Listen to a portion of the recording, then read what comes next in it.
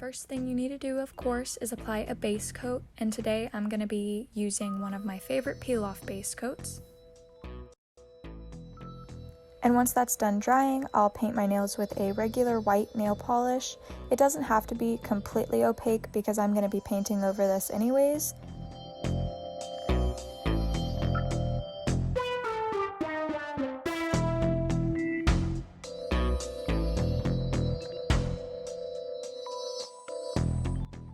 Now I'm going to take this light nude shade, dab a little bit on this used Target gift card, and use a fan brush to fan this nail polish on my nail.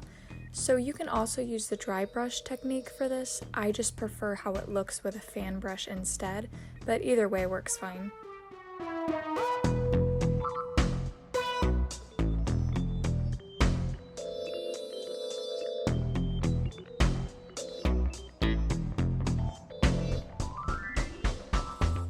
This next step is another one that you don't have to do, but I highly recommend that you do.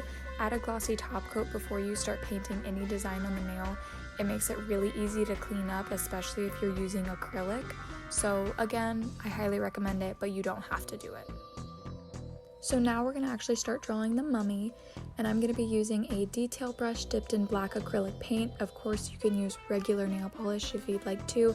I just prefer working with acrylic paint because I can scratch away at my mistakes.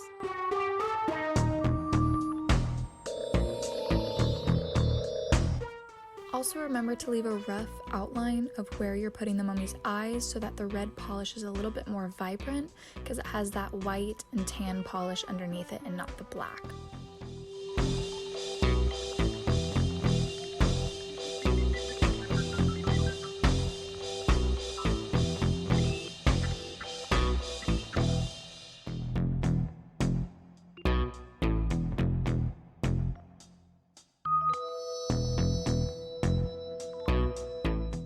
And after I'm done outlining the mummy, I'll take a toothpick or a wooden cuticle stick and I'll clean up my lines and fix any mistakes that I may have made, and then I will fill in the places that still need a little bit of a touch-up.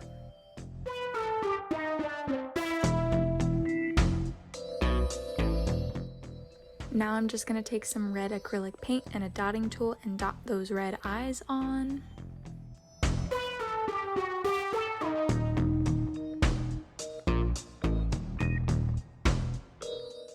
And here's the part where I use a glossy top coat but end up hating the way that it looks glossy, so I go in with a matte top coat instead.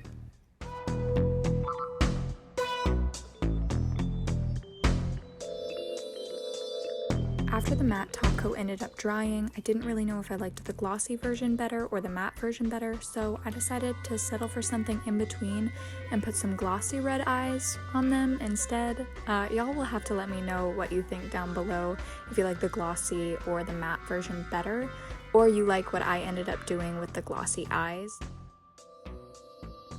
I hope that y'all enjoyed the tutorial. Please make sure to go follow me over on Instagram. I'll have the link down below, and be sure to tag me if you do end up recreating this look.